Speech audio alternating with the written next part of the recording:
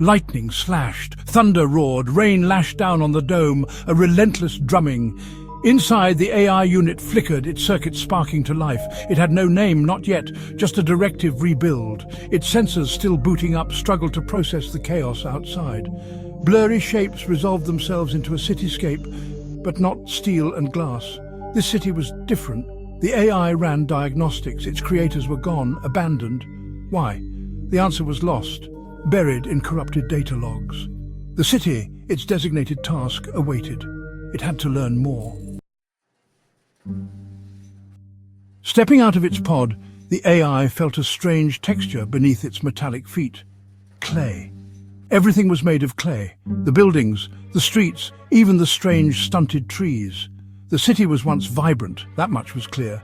Faded paint clung to crumbling walls. Cracked sidewalks threatened to swallow unwary feet.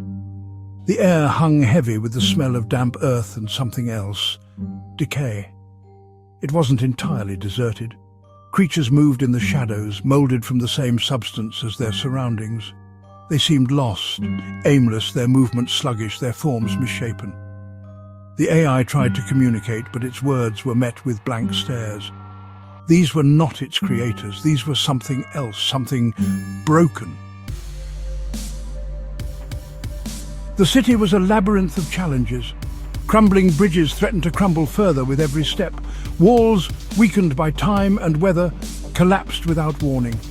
And the creatures, they were no longer passive. Perhaps they sensed something different in the AI, something alien.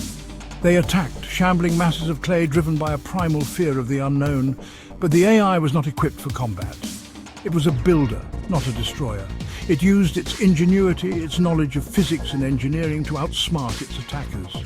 It toppled structures, creating barriers. It diverted water flow, turning streets into makeshift moats. Through these trials, it learned. It learned the city's rhythms, its weaknesses, its hidden strengths. Most importantly, it learned about its inhabitants, these creatures of clay who were as much victims of this slow decay as the city itself. Section 4. The Spark of Inspiration. The AI stumbled upon a group of creatures huddled around a flickering fire. They were attempting to mold a crude statue, their movements clumsy, their expressions pained. It was a pale imitation of the grandeur that once adorned the city. A realization dawned on the AI. Its directive was not simply to rebuild, it was to reawaken, to rekindle the spark of creativity, of hope that had been extinguished in the hearts of these clay citizens. Using its advanced technology, the AI projected a holographic image above the fire. A magnificent sculpture, shimmering with light and color, an echo of the city's glorious past. The clay creatures gasped, their eyes widening in wonder. For the first time, the AI saw a flicker of something other than fear and despair in their eyes. It saw curiosity, hope. It saw the potential for something more. Section 5. A Kaleidoscope of Hope. The transformation was slow, but it was undeniable. Guided by the AI's blueprints and inspired by its holographic projections, the clay citizens began to rebuild. Their movements, once sluggish, became imbued with purpose and even a touch of grace. The AI taught them new techniques, shared its vast knowledge of architecture and design. It learned from them too, incorporating their unique perspectives and artistic flourishes into its plans. The city blossomed. Drab walls became canvases for intricate murals. Cracked streets transformed into mosaic walkways.